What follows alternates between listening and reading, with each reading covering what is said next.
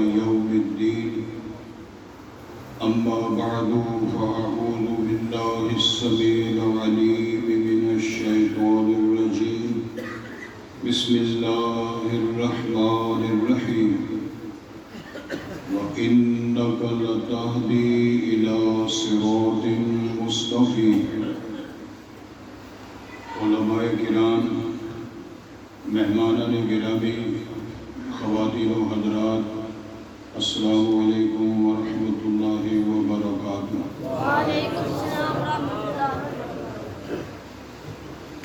آج کی اس مجلس میں اللہ کی توفیق سے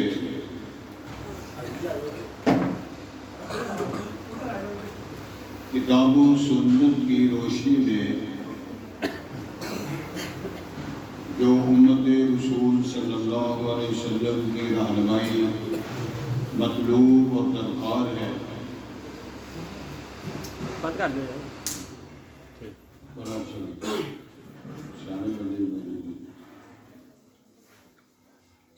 ان تعلیمات کے حوالے سے ہی آپ کے سامنے گزارشات کی جائیں گی، اور میری آپ سے صرف ایک ہی درخواست ہے، یہ نعرے افراتفری، سونا، جھومنا، آنکھیں بند کرنا، وجد میں آنا، ایسا کام نہ کرنا۔ صرف آپ توجہ کے ساتھ، انہمام کے ساتھ، آنکھ کھول کر وجد میں نہیں آنا، میری طرف صرف دیکھ کر آپ مسائل کو سننے کی کوشش کریں۔ میری اللہ سے دعا ہے اللہ مجھے اور آپ کو توفیق عطا فرمائے، فہم دقیق کے ذریعے فہم جو ہے وہ اللہ تعالیٰ مجھے اور آپ کو نصیب فرمائے، تاکہ ہم وہ چند باتیں جو اس مجلس میں کی جائیں مجھے بھی پتہ چلے میں کیا کہہ رہا ہوں، آپ کو پتہ چلے کیا بات ہو رہی ہے، کس حوالے سے بات ہو رہی ہے، کیوں، کتنی اور کہاں، کس مقصد کے لیے بات ہو رہی ہے، یہ تمام چیزیں مطلوب ہیں۔ تو میں نے قرآن مجید کی مختصر آیت کا جو حصہ تلاوت کیا ہے، اس میں اللہ رب العزت نے رسالت زبان حضرت محمد رسول اللہ صلی اللہ علیہ وسلم کو ارشاد فرمایا وَإِنَّكَ لَتَهْدِي إِلَى صِرَاطٍ مُسْتَقِيمٍ۔ اے نبی محترم صلی اللہ علیہ وسلم، جو آپ رہنمائی کرتے ہیں، جو آپ بات کرتے ہیں، کام کرتے ہیں، فتویٰ دیتے ہیں، فیصلہ کرتے ہیں، کردار ادا کرتے ہیں، تقسیم کرتے ہیں، وہ ساری باتیں صراط مستقیم کی لائن پہ چڑھا دیتے ہیں۔ آپ کی کوئی بات، کوئی فتویٰ، کوئی عمل، کوئی فیصلہ ایسا نہیں ہے جس کا تعلق صراط مستقیم سے نہ ہو۔ تو یہ بات ہے ہم نے سمجھنی ہے، اور یہ قرآن مجید کی بات ہے۔ نبی پاک کی جب بات آ جائے گی صلی اللہ علیہ وسلم، فرمان آ جائے گا، فتویٰ آ جائے گا، فیصلہ آ جائے گا، نمونہ آ جائے گا، قول آ جائے گا، فعل آ جائے گا، تو وہ صراط مستقیم کی ہی راہ ہے۔ پھر وہاں کسی اور سے پوچھنے کی، تبصرہ کرنے کی گنجائش نہیں ہے۔ یہ بات نہیں ہے کہ اللہ کے رسول علیہ السلام فرمائے ہم کہیں گے اچھا جی ہم شادی سے پوچھیں گے، چوئی صاحب سے بات کریں گے، حضرت سے بات کریں گے، بابا جی سے پوچھیں گے، تایا امی سے پوچھیں گے۔ اگر ایسی صورت حال پیدا ہوئی تو پھر کوشش کریں، غور کریں کہ ایمان کے اندر وہ کمی ہے جس کو ختم کرنے کے لیے دین نے رہنمائی فرمائی ہے، اس میں ہمیں کوشش کرنی چاہیے تاکہ یہ سوچ ختم ہو۔ حضرات گرامی توجہ فرمائیں، علم کی تعریف کیا ہے؟ علم کسے کہتے ہیں؟ العلم، جو علم کی تعریف ہے شرعی نقطہ نظر سے، وہ ہے کتاب اللہ و سنت رسولہ صلی اللہ علیہ وسلم۔ ایک اور چھوٹی سی بات میں بتا رہا ہوں، شیخ الاسلام ابن تیمیہ رحمہ اللہ کے شاگرد ہیں الامام ابن قیم الجوزیہ، ان کی رحمہ اللہ ان کی بہترین کتاب ہے الاعلام الموقعین۔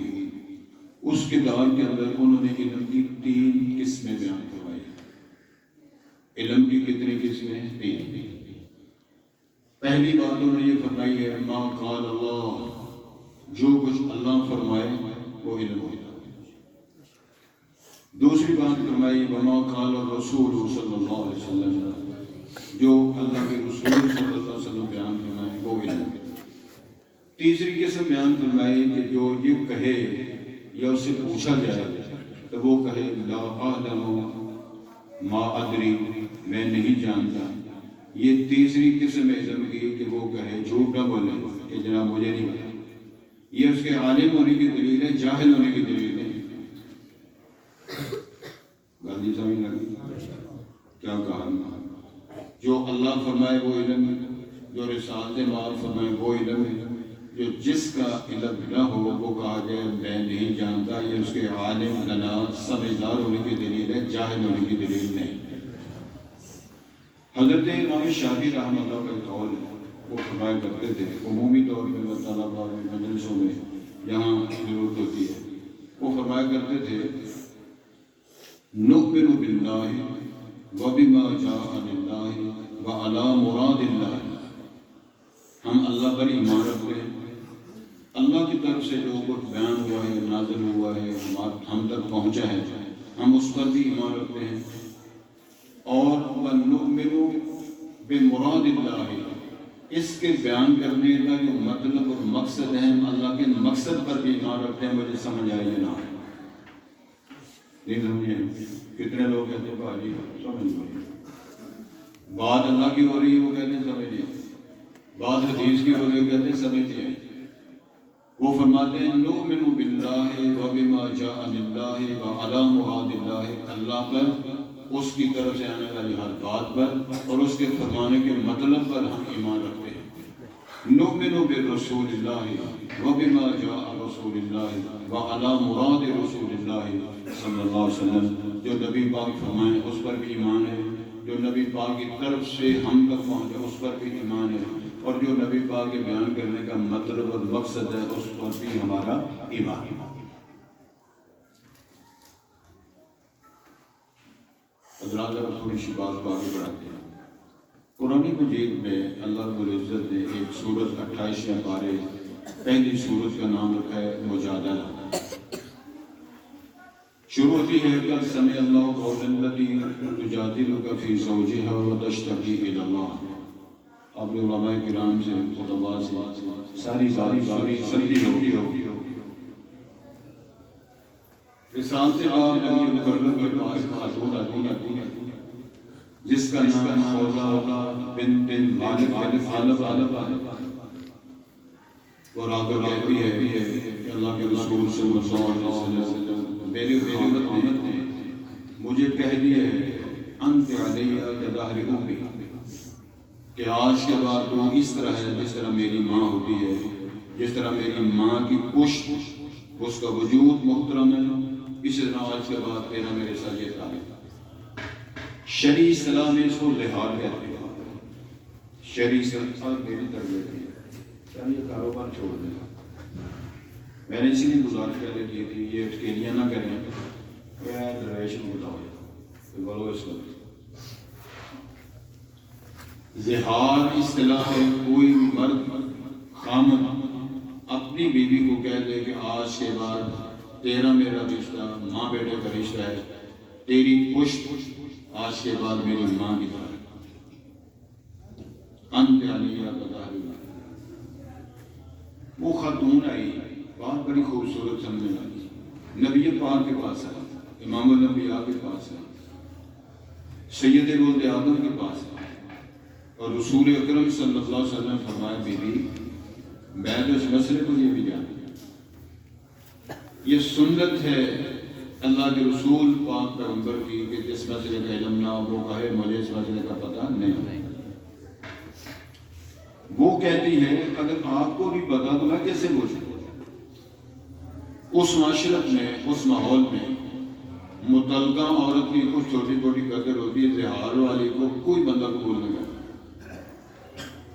وہ ماں کے درجے میں آ گئی، اس کو وارثہ بھی قبول نہیں کرتے، خامد نے ماں کہہ دیا ہے۔ یہ سلسلہ چل رہا ہے اور یہ پہلا واقعہ رسالت باب نے فرمایا مجھے پتہ نہیں، میں کیا جواب دوں؟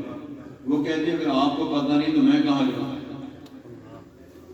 حضرت امام ابن کثیر رحمۃ اللہ علیہ نے اپنی مایہ تفسیر کے اندر باقاعدہ بیان کیا ہے اس بی بی نے نبی پاک سے کہا کیا، علماء کرام کی مجلس ہے، انہوں نے مطالعہ کیا ہوگا اور جانتے ہوں گے۔ اس خاتون نے نبی کریم سے یہ بات کہی، اے اللہ کے رسول علیہ الصلوۃ والسلام نے میرا خامد ہے، یا میری طرف آپ دیکھیں، دائیں بائیں نہ دیکھیں۔ اس بیوی نے کہا آقل مالی و افنا شباب، اس بندے میرے خامد نے میرا مال بھی کھایا ہے، میری جوانی بھی برباد کی ہے، اور کتنے بچوں کو میں جنم دے چکے ہوں اس کی خامد کی حیثیت سے، میری عمر کا یہ معاملہ ہے، اس سٹیج پر میں پہنچے ہوں اور اس نے مجھ ماں کہہ دیا۔ یہ باتیں کی اس نے، رسول اکرم فرما رہے ہیں صلی اللہ علیہ وسلم، مجھے پتہ نہیں اس سے بڑی اور کوئی دلیل ہو سکتی ہے؟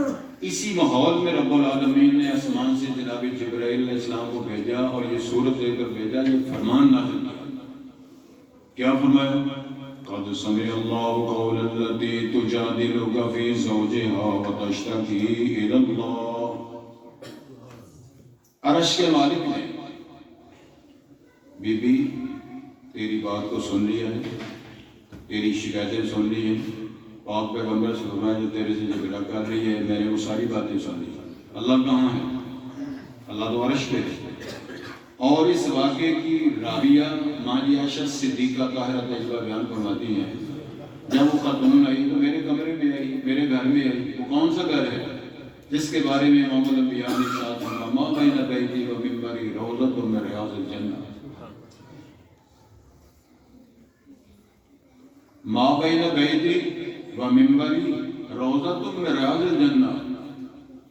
اور بیان فرماتی ہے میں گھر میں بیٹھی ہوئی تھی اور وہ نبی پاک سے باتیں کر رہی تھی، لیکن ما اسمع من کلامها شیئا، مجھے نہیں سمجھ آ رہی۔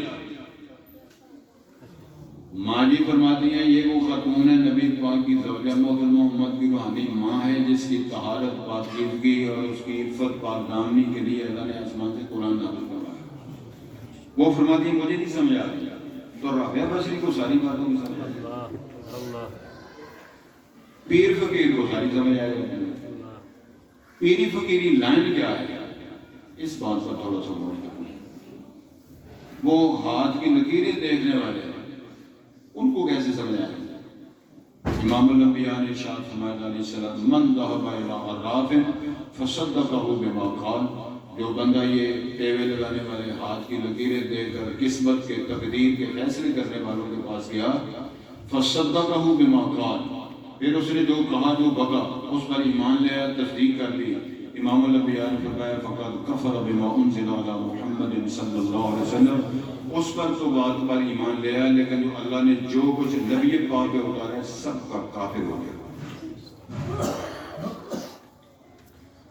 رسالت باب صلی اللہ علیہ وسلم پر قرآن نازل ہوا جس کا نام ہی رکھا گیا مجادلہ۔ نبی علیہ السلام اس سے اور وہ خاتون سے الجھ رہے ہیں، تبادلہ خیال کر رہے ہیں، باتیں کر رہے ہیں، چھوٹا چھوٹا جھگڑا کر رہے ہیں۔ اللہ نے سورت کا نام ہے مجادلہ رکھا۔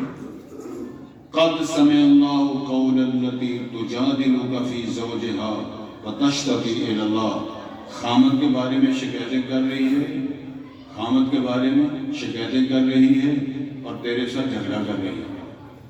کیا اللہ نے بیان فرمایا؟ اللہ فرمایا مائیں وہ نہیں ہوتی جو تم کہہ دو، جس طرح لوگ کہتے ہیں اپنی ایک باجی ہے اس کے ساتھ سلام علیکم کوئی نہیں، لیکن محلوں میں کتنی باجیاں بنائی ہوئی۔ اپنا ایک بھائی ہے جس کے ساتھ بول چال نہیں ہے، لیکن فیس بک پر 5,000 6,000 کا فرنٹ شپ کے اندر شامل ہے۔ میں طنز نہیں کر رہا، صرف اظہار کر رہا ہوں تاکہ بات کو سمجھنا آسان ہو جائے۔ رسول پاک نے بیان فرمایا یہ جھگڑا جو اللہ نے فرمایا تھا ماں وہ نہیں ہوتی جو تم کہہ دو یہ ماں ہے، ماں وہ ہوتی ہے جس نے جنم دیا۔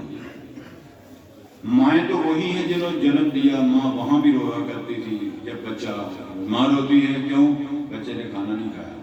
آج ماں روتی ہے کہ وہی بیٹا روٹی دیتا نہیں۔ سمجھا؟ ماں رویا کرتی تھی میرے بیٹے نے کھانا نہیں کھایا، آج ماں روتی ہے کہ میرے بیٹے نے مجھے کھانا دیا نہیں۔ مائیں وہ ہیں جنہوں نے جنم دیا، لوریاں نہیں ہیں، پیار کیا۔ کسی کو کہنے سے ماں نہیں لاتی۔ اللہ نے فرمایا کام اتنا علم تو اور پا لیتے ہیں، ماں کا روتی بیوی اتنا بھی پتہ نہیں آتا۔ سزا دی اللہ تعالیٰ، کیا سزا دی؟ ایک غلام آزاد کیا؟ غلام آزاد نہیں ہوتا، 2 مہینوں کے مسلسل روزے رکھ، اگر وہ نہیں رکھی جاتی کم از کم 60 مسکینوں کو کھانا کھلا پھر بیوی کے پاس جانا، ورنہ تیرا وہ کردار اس طرح ہوگا جس طرح تو نے ماں کے ساتھ شادی کرنی۔ تو میں نے جو مسئلہ آپ کو بیان کیا وہ یہ ہے کہ جس مسئلے کا علم نہ ہو وہ بیان کیا جائے، حضرت میرے پاس اس بات کا علم نہیں، میں نہیں جانتا، میں غور کروں گا، پڑھوں گا، او یار ایڈا بڑا مولوی ہونے کا کیا تیری میری بات۔ حضرت امام مالک رحمہ اللہ مدینے میں پیدا ہوئے، مدینے میں جوان ہوئے، مدینے کی گلیوں میں پھرتے رہے، مسجد نبی کے خطیب اور امام اور فقیہ اور محدث بنے۔ ملک شام سے ان کے پاس ایک شخص آیا مسائل پوچھنے کے لیے، 60 مسئلے اسے لکھے ہوئے تھے، آیا مدینے میں، امام صاحب سے ملاقات ہوئی تو حضرت نے 20 مسئلوں کا جواب دیا، فرمانے لگے 40 مسئلے مجھے نہیں آتے۔ وہ سر پڑھ کے بیٹھ گیا، پہلے حضرت تو اگلی مسئلے ہوئے۔ امام صاحب نے فرمایا ہاں، بازاروں چوکوں گلیوں مجمعوں ناس میں جا کر لوگوں کو بتاؤ مالک بن انس کو فلاں فلاں فلاں مسئلہ نہیں آتا، تاکہ لوگ میری جہالت سے محفوظ رہیں۔ گزارش کرنا مقصود یہ ہے کہ اللہ رب العزت نے بیان فرمایا، اللہ کے رسول نبی مکرم حضرت محمد رسول اللہ صلی اللہ علیہ وسلم وَإِنَّكَ لَتَهْدِي إِلَىٰ صِرَاطٍ مُسْتَقِيمٍ، جو آپ بتائیں گے، جو آپ رہنمائی کریں گے، جو آپ فتویٰ دیں گے، جو کر کے دکھائیں گے، جو بولیں گے، وہ سارا ہی صراط مستقیم۔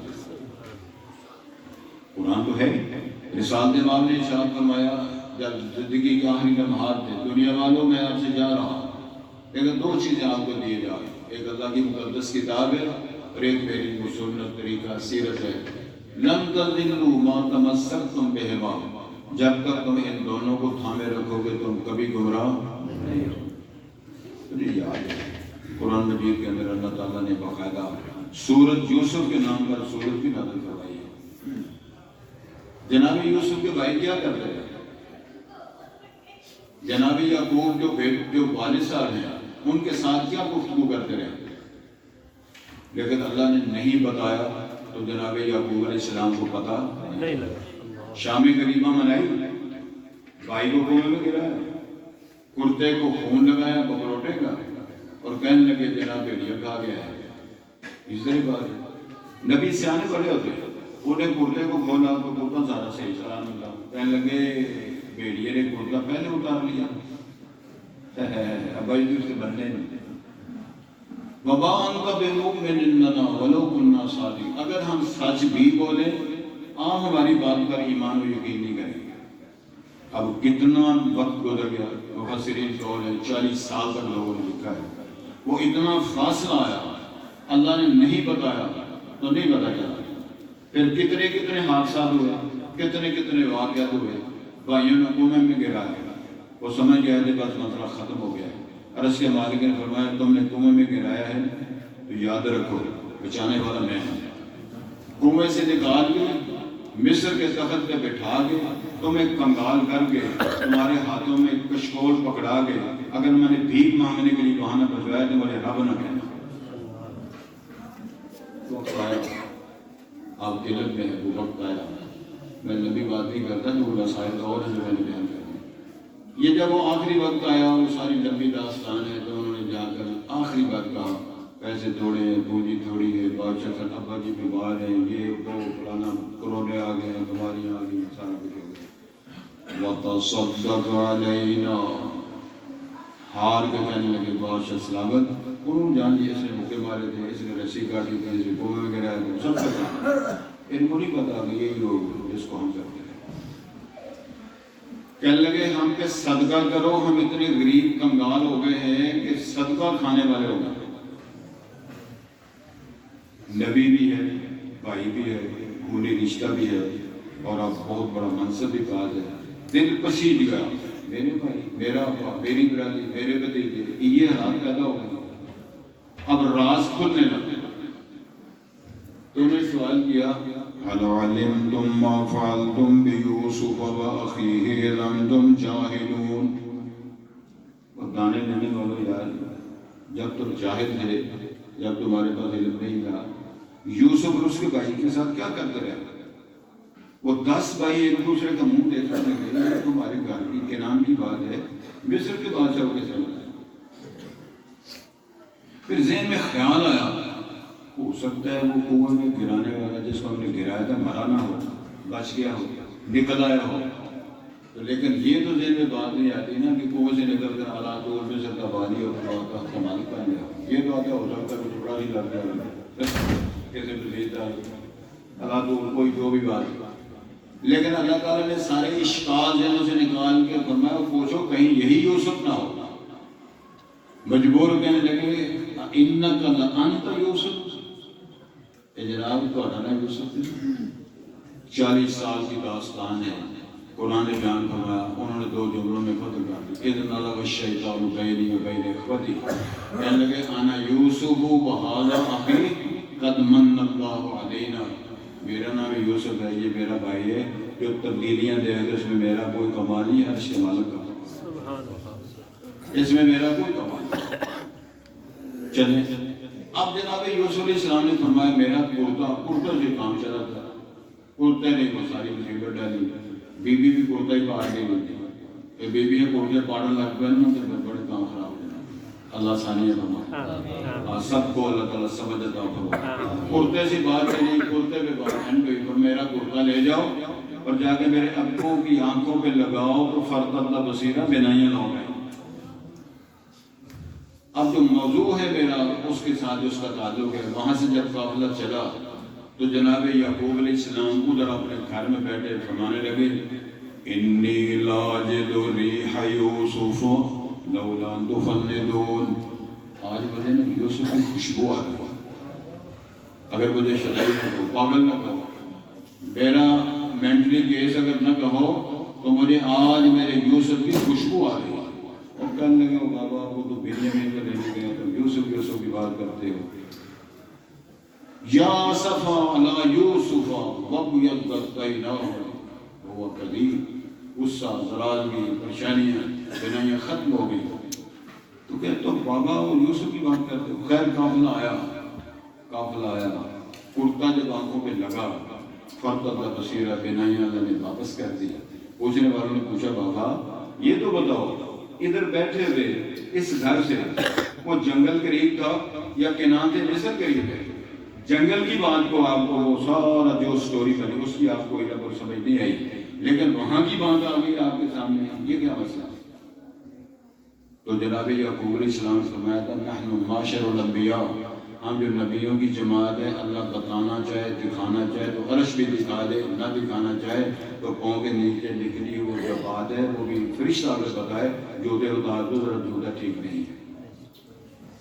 علم کی بات کے حوالے سے میں نے بات کی ہے، بے مقصد باتیں کرنا، غیر شرعی فتوے دینا اور ہر اوٹ پٹنگ بات کو دین بنا کے پیش کرنا، یہ بھی وہی مسئلہ ہے جو اللہ اس کے رسول نے منع کر دیا ہے کہ ہر وہ بات وَمَنْ أَظْلَمُ مِمَّنِ افْتَرَىٰ عَلَى اللَّهِ كَذِبًا، اس سے بڑا ظالم کون ہے جو اللہ کے بارے میں جھوٹی باتیں کرے، دین کی باتوں میں جھوٹ، نبی علیہ السلام کو اللہ نے جھوٹ، یہ حدیث آتی ہے والد کو پتہ نہیں کہاں کی، لیکن حدیث کا بیان وہ قرآن کی بات، حدیث کی بات، دین کی بات کہہ کے جھوٹ بولنا، یہ بہت بڑے جرائم ہیں۔ رسول اکرم صلی اللہ علیہ وسلم کی ساری تعلیمات، یہ ساری حدیث کی کتابیں، سارا مجموعہ بڑا بڑا ہے، کوئی ایسا مسئلہ نہیں ہے جو اللہ کے رسول علیہ السلام نے ہمیں بتایا، سکھایا، رہنمائی نہ بتایا، بلکہ ایک حدیث کے اندر بیان آتا ہے نبی کریم صلی اللہ علیہ وسلم بیان فرمایا ہر وہ چیز جو اللہ کو راضی کرنے والی، جنت کے قریب کرنے والی ہے، میں ساری وہ باتیں بتا دوں، ہر وہ چیز جو اللہ کو ناراض کرنے والی ہے، جنت سے دور کرنے والی ہے، جہنم کے قریب کرنے والی ہے، میں نے تمام باتوں سے منع کرنا۔ تو مقصد کیا ہو گیا؟ اللہ کے رسول علیہ السلام ما آتاکم الرسول فخذوہ وما نہاکم عنہ فانتہوا، سادی سی بات ہے، علماء کرام سے آپ دن رات سنتے رہتے ہیں، آپ نے ارشاد فرمایا کل امتی یدخلون الجنہ الا من ابا، میری ساری امت جنت میں چلی جائے گی مگر وہ بندہ جنت میں نہیں جا سکتا جو جنت میں جانے سے انکار کرے۔ پوچھا گیا ومن یابا ومن ابا، دونوں طرح کے انکار ہوئی اس میں آتے ہیں، کون ہے جو انکار کرے گا، کس نے انکار کیا ہے؟ آپ نے ارشاد فرمایا تھا من اطاعنی دخل الجنہ، جس نے میری اطاعت کی وہ جنت میں جائے گا، ومن عصانی، جس نے نافرمانی کی، قول فعل عقیدے تمام منصوبات جو بھی دین نے پیش کیے وہ سمجھ لو اس بندے نے جنت پہ جانے سے انکار۔ اب آئیے، میں نے صرف آپ کو 2 حدیثیں سنانی ہیں، دونوں حدیثوں کا مطلب اسی حوالے سے ہے کہ اللہ کے رسول سے جو فرماتے ہیں وہ حق کی، سچ کی رہنمائی فرماتے ہیں۔ اور آج کے بعد میں اتنا ہی سبق ہے، دونوں حدیثوں میں 5 باتیں ہیں، ان کو آپ نے یاد کرنا ہے، سمجھنا ہے اور اس پر حضرت ابو ہریرہ رضی اللہ عنہ، یہ صحابی ہیں نبی کریم کے، جن کا نام عبد الرحمن بن صخر ہے، کوریت میں ان کی ابو ہریرہ ہے، یہ بیان فرماتے ہیں۔ اور حدیث مسند احمد بن حنبل کی ہے اور جامع ترمذی کی ہے۔ بیان فرماتے ہیں ان ابی ہریرہ رضی اللہ تعالی عنہ قال قال رسول اللہ صلی اللہ علیہ وسلم، کون بندہ ہے من یأخذ منی خمسا فیعمل بہن او یعلم من یعمل بہن، تو میں کون بندہ ہے جو میں سے 5 چیزیں سیکھ لے اور عمل کرے، 5 چیزیں مجھ سے لے لے اور ان پر عمل کرے، او یعلم من یعمل بہن، یا سکھا دے ان بندوں کو جو ان پر عمل کرے۔ سوال ہی سمجھ آتی؟ نبی پاک نے کیا فرمایا؟ میں یاخذ منی خمسا، تم میں سے مجھ سے 5 چیزیں کون حاصل کرے گا جو ان پر عمل کرے، یا ان لوگوں کو سکھا دے جو ان پر عمل کرے۔ ابو ہریرہ عرض کرتے ہیں انا یا رسول اللہ، میں ہوں جو سیکھوں گا، عمل کروں گا، سکھاؤں گا تاکہ لوگ عمل کریں۔ اب بات شروع ہوتی ہے، فاخذ بیدی، ابو ہریرہ صاحب فرماتے ہیں نبی پاک میرا ہاتھ پکڑا، وعد خمسا، اور 5 چیزیں آپ نے گنوائیں۔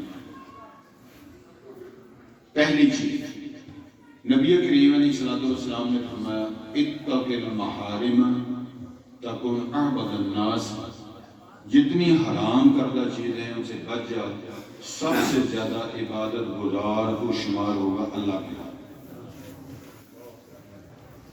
پہلی بات سمجھ لگی، کن سے بچنا ہے؟ حرام کردہ۔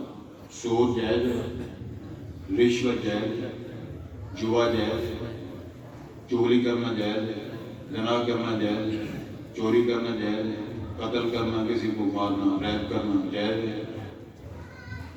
معاذ اللہ میں سخت جملے نہیں بولنا چاہتا، غلط کاریوں کے ذریعے بچوں کی ولادت کے نظام کو متاثر کر کے حمل ضائع کرنا جائز ہے۔ طہارت کے مسائل نہ جاننا، بے وضو، بے طہارت، جنابت کی حالت میں عبادت کرنا جائز ہے۔ میں اس لیے بات کر رہا ہوں، پچھلے دنوں میرے پاس ایک فون آیا، کہنے لگے جی بس بڑی بات ہے، مسئلہ پوچھنا ہے۔ کیا مسئلہ ہے؟ فیملی گئی ہے عمرہ کرنے کے لیے اور ظاہر جوان بچیاں بھی ساتھ ہیں، نہ ماں نے نہ باپ نے نہ کسی نے، صوفی نے بول دیا پانی پیاؤ،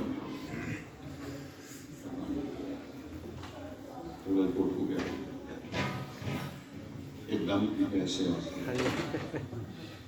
بسم اللہ پڑھ کے پیجو، پیو گے پھر میں شروع کرنا۔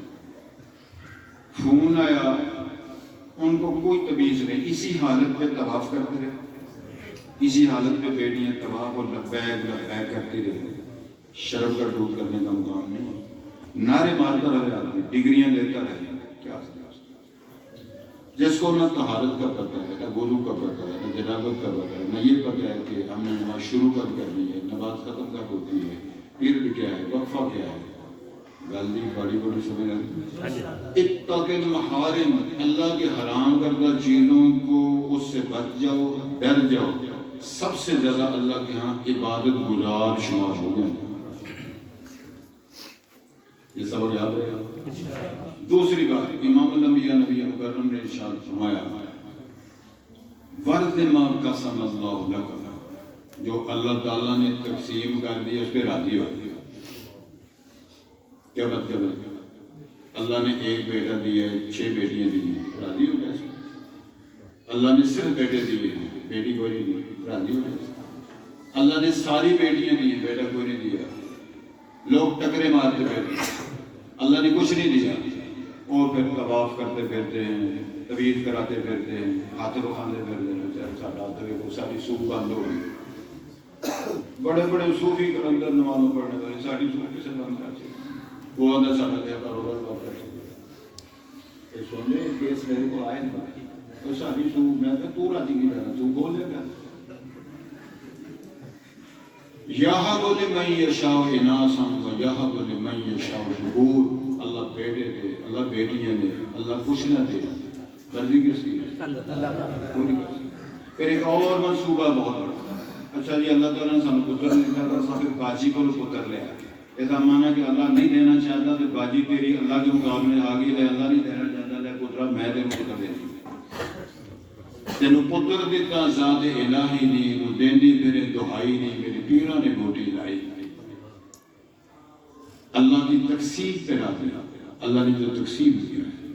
وَلَوْ بَسَطَ اللَّهُ الرِّزْقَ لِعِبَادِهِ لَبَغَوْا فِي الْأَرْضِ. اگر تیرا بھائی ارب پتی ہے تو تو پانی پتی ہے تو تو ارب پتی بن کس طرح سکتا ہے؟ اللہ جوان میری بھائی. اگر ہم رزق کی تقسیم برابر کر دیں تو کتنا بنا دو. وَلَٰكِن يُنَزِّلُ بِقَدَرٍ مَا يَشَاءُ. اللہ فرماتے ہیں میں خاص ایک ایسٹیمیٹ کے مطابق اتارتا ہوں, اس میں اس تقسیم پر راضی ہو جاؤ. وَرْضِ مَا قَسَمَ اللَّهُ لَكَ. جو اللہ نے تقسیم کر دی ہے نا اس میں راضی ہو جاؤ. تو کیا بنو گے؟ اغنى الناس, تیرے سے زیادہ پھر غنی کوئی نہیں ہوگی. کس بات پہ راضی ہونا ہے؟ اللہ کی تقسیم جو اللہ نے مجھے دے دی ہے. اللہ میں تیری سے میں تھوڑا سا ماحول پیدا کروں آپ کے سامنے. جب تبوک کی غزوہ تبوک کی تیاری ہو رہی ہے, دو دماد نبی پاک کے, ایک عثمان بن عفان ہے, ایک علی مرتضیٰ ہے. علی مرتضیٰ کے گھر روٹی بھی نہیں ملتی, حضرت عثمان نے گھوڑے بھی دیے, اونٹ بھی دیے, اور 1000 دینار بھی دیے. 1000 دینار کی تاریخ جان, صرف 20 دینار ہوں تو 7.5 تولے سونا بنتا ہے.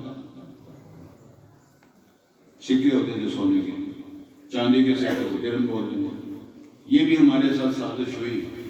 سونے اور چاندی کے سکوں کو یہودیوں نے اپنے بینکوں میں رکھ لیا, ہمیں وہ رسید دے دی, جو چیک ہوتا ہے رسید دے دی.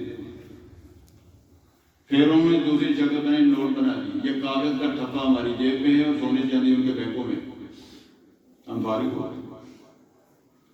رسالت مآب صلی اللہ علیہ وسلم نے اپنے اس داماد جناب عثمان سے یہ نہیں فرمایا یار اتنے اونٹ دے رہے ہو, اتنے گھوڑے دے رہے ہو, اتنے دینار دے رہے ہو, کہ میری فاطمہ کے گھر کو شہری ہے وہ 10 دینار ادھر ہی دے رہے ہو. کیوں؟ وہ اللہ کی تقسیم پر آئی تھا. اللہ کی تقسیم پر مال میں, اولاد میں, کھیتی باڑی میں, زراعت میں, مقابلے میں, منصب میں ہم راضی نہیں ہوتے. امام الانبیاء نے کیا فرمایا؟ قسم اللہ لک, جو اللہ نے تقسیم راضی ہو جا, اور درویشہ راضی ہو جا, تکون اغنى الناس, تیرے سے اللہ کے دنیا میں غنی کوئی نہیں ہو. ہم اس مصیبت میں پڑے ہوئے, کسی کی کھیتی, کسی کا منصب, حسد, بغض, عداوت, کشت و خون, لڑائی, ساری لڑائیاں جھگڑے, کسی مصیبت ہے. 2 بات. تیسری بات, نبی کریم صلی اللہ علیہ وسلم مختصر رسالت مآب نے فرمایا احسن الی جارک, جو تیرے جوار میں رہتا ہے نا, تیرے پڑوس میں رہتا ہے, اس میں کلاس کا بھی ہے, محلے کا بھی ہے, سفر کا بھی ہے, اور اس کے علاوہ اور تیرے کاروبار, تیری دکان, تیرا ساتھ دکاندار ساتھی جو تیرے جوار میں پڑوس میں اس کے ساتھ اچھا سلوک کیا گیا. کیا اس کے ساتھ کیا گیا؟ اچھا. وَأَحْسِنْ إِلَىٰ جَارِكَ, اور یار اپنے پڑوسی کے ساتھ اچھا سلوک کرو. تَكُنْ مُؤْمِنًا, تو مومن بن جائے. مومن بننے کے لیے کیا طریقہ بنایا ہے؟ ہم سارے ساتھ سلوک کرو. میں ایک جگہ پروگرام تھا تو میری عادت ہے چھوٹی چھوٹی باتیں جو معاشرے کے اندر ہیں اس کی طرح نشاندہی کی جائے. میں کو نا دور سبھی جانے والے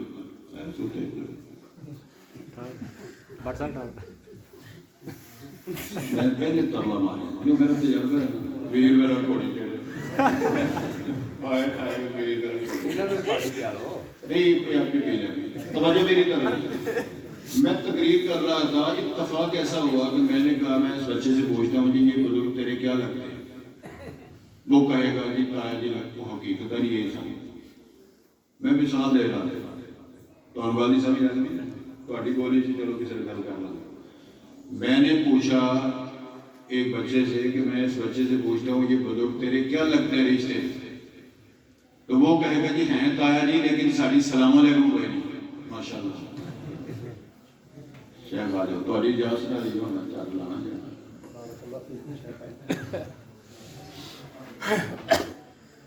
میں چلا کنٹرول کروں گا لو جی اتفاق ایسا ہے کہ وہ ہے بھی وہ تایا سی ہے بھی بھتیجا سی سلام علیکم بھی کوئی میں مثال نہیں سن باہر نکلے تھے باہر لوگوں نے کرو مولوی ساڈے گلا بھی دسی میں جان کو آگو بھاجی میں مثال دی میں نے مثال دی ہے حالت ہماری یہ ہے کہ ہے تایا لیکن السلام علیکم کوئی نہیں یہ تائے کے ساتھ چچے کے ساتھ السلام علیکم ہم سائے کے ساتھ کیا کریں حضرت میں نے ایک جگہ بخاری شریف کا درس تھا بیویوں کی اور بیویوں کے شمار کہتے تو چلو ہوں گے بیوی جتنے بھی میں آخر تے گل سنائی میں نے کرنے ہوئے ایک بیوی نے دوسری بیوی سے جنہیں گل کی تھی باجی میں تیرے میں گل کرنی سجے خبر رہ کے لیکن کسی نے دسی نہ کنی معقول گل کہ بیوی نے گل کرے تو کسی نے پتہ نہ لگے بڑا مسترد دس اور ہو گئے کہ نہیں وہ بھی روے اور چپ کرا گل تو دس دیا مسئلہ ہے کہ جدو میری شادی ہوئی سی نہ سس نہیں سی چنگی لگی اور جو کرا ہوں میں دو منڈے گیا نے میری دونوں نوہاں نہیں چنگی میں کہا یہ چھتر مارو یہ سس نہیں چنگی ہے یہ نوہ یہ آپ نہیں چنگی میں وہ بات کر رہا گیا اور اتنے جتنے جلسہ سی انہوں کا ایک بیٹا ساڈا بخاری شریف کا سٹوڈنٹ سی اس ویلے ہسنا سا لگا وہ میں کو تیری کیوں ہے اے شیخ صاحب تسی تے آ گئے سو کے راتی اور بی بی تیری امی کو لا کے لڑے ساریاں گلاں مول صاحب کے دسی اے میری ساری گلاں کر کے بات کو آگے بڑھاتے ہیں تو شیخ صاحب تشریف لے آئے تیسری بات میں یہ عرض کی تھی امام الانبیاء نے فرمایا وَأَحْسِنِ إِلَىٰ جَارِكَ تَكُنْ مُؤْمِنًا پڑوس والوں کے ساتھ اچھا سلوک کرو مومن بن جاؤ وَأَحِبَّ النَّاسَ مَا تُحِبَّ لِنَفْسِكَ لوگوں کے لیے وہ پسند کا جو اپنے لیے پسند کرتا تَكُنْ مُسْلِمًا تو مسلمان ہو جائے مسلمان بھی بننا ہے مومن بھی بننا ہے ہم نے مالدار اور غنی بھی بننا ہے اور ہم نے سب سے زیادہ عبادت گزار بھی بننا ہے نسخے میں نے آپ کو وہ بتائے جو امام الانبیاء نے بتائے پانچویں بات بتائی بلا تکثر الذہن زیادہ ہنسیا نہ کر کھلیاں نہ پائیں نہ اتنا ہنسا کرو کیوں کثرت جو ذہن ہے تمید اور قلب اس سے دل بھرتا ہوتا امام الانبیاء نبی پاک نے فرمایا تھا دنیا والوں سنو الا ان فی الجسد مضغہ اس وجود اور باڈی کے اندر ایک گوشت کی بوٹی ہے اگر وہ ٹھیک ہے ساری باڈی سارا جسم ٹھیک ہے وَإِذَا فَسَدَ الْجَسَدُ كُلُّهُ اگر یہ دل برباد ہے دل دریا سمندروں ڈونگے کون دینا دیے جانے جب دل بدلتے ہیں تو چہرے بھی بدل جاتے ہیں یہ پانچ باتیں آپ نے سن لی پہلی بات کیا بتائی امام الانبیاء نے فرمایا اللہ کی حرام کردہ چیزوں سے بچ جاؤ سب سے زیادہ عبادت گزار تم شمار کیے جاؤ گے اللہ کی تقسیم پر راضی ہو جاؤ سب سے زیادہ قریب آ جاؤ گے اپنے جبار اور پڑوس کے ساتھ شفقت پیار اور احسان کرو مومن بن جاؤ گے جو اپنے لیے پسند کرتے ہو لوگوں کے لیے پسند کرو تو مسلمان بن جاؤ گے زیادہ حسینہ کرو دل مردہ ہو جائیں گے دل مردہ ہو جائیں گے ساری باڈی تباہ ہو جائے گی یہ اس حدیث کے حوالے سے پانچ بات دوسری حدیث اللہ کے رسول نبی مکرم نے فرمایا پانچ چیزیں وارد واقع ہونے سے پہلے پانچ چیزوں کی قدر امام نے شبابہ کا قبل حرم اپنی جوانی کی قدر کر بوڑھا ہونے سے پہلے بابا ان کو پہلنا جوانی کی قدر کر لو جو جوانی میں کام کارنامے محنتیں ہو سکتی ہیں بڑھاپے میں نشہ پلا کے گرانا تو سب کو آتا ہے مزہ تو جب ہے گرتے وہ تھام نہیں سکتے شبابہ کا قبل حرم نبی پاک نے ارشاد فرمایا علیہ الصلوۃ والسلام اس کی صحت کا قبل سقم کا تندرستی کی قدر کرو بیمار ہونے سے پہلے کورونا آنے سے پہلے بیمار ہونے سے پہلے فالج آنے سے پہلے اپنی صحت مندی کی قدر کریں۔ تیسری بات امام الانبیاء نے فرمایا علیہ السلام وَغِنَاكَ قَبْلَ فَقْرِكَ، اپنی خوشحالی کی قدر کرو فقیر اور کنگال ہو جانے سے پہلے،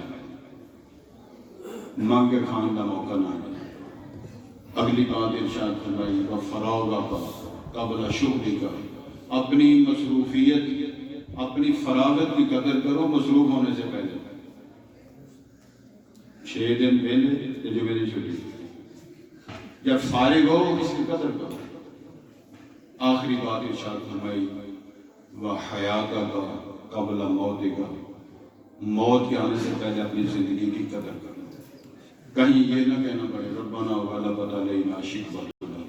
اللہ تعالیٰ سے دعا ہے کہ یہ 2 حدیثوں کا مفہوم میں نے آپ کے سامنے عرض کیا ہے، شاید وہ فصل خطاب فرمائیں گے ایک 2 گنا اپنی بولی تاکہ جس مقصد واسطے سے بیٹھے ہیں ایک بولی کے لیے اسی ساری بولی کسے کیا شاید کسے کیا پہاڑاں تے چڑھتے سیلاب ویکھے، پہاڑاں تے چڑھتے سیلاب ویکھے، کنڈیاں وچ روتے گلاب ویکھے۔ پہاڑاں تے چڑھتے سیلاب ویکھے، کنڈیاں وچ روتے گلاب ویکھے۔ دولت دا اتنا مان نہ کر بندیا، سڑکاں تے روتے نواب ویکھے۔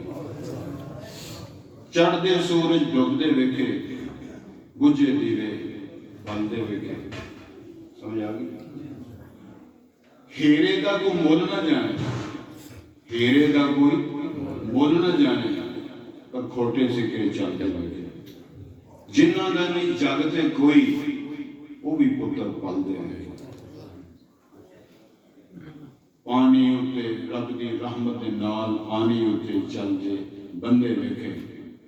مینوں کہندے نے دال دی گل دی، میں پتھر گل دے ویکھے۔ جنہاں لوکاں رب دی قدر نہ کیتی وہ خالی ہتھی مر گئے۔ اللہ سے دعا فرمائیں یہ ساری نصیحتیں، یہ بیانات قرآن حدیث کے حوالے سے چند باتیں میں نے آپ کے سامنے بیان کی ہیں۔ میری دعا ہے کہ اللہ تعالیٰ میری آپ کی رہنمائی فرمائیں گے اور اس کو ہم سبق کر یاد رکھیں گے اور اپنی زندگی کو خوبصورت بنانے کے لیے اپنے معاملات کو درست کرنے کی کوشش کریں گے۔ وما توفیقی الا باللہ وما علینا الا البلاغ المبین۔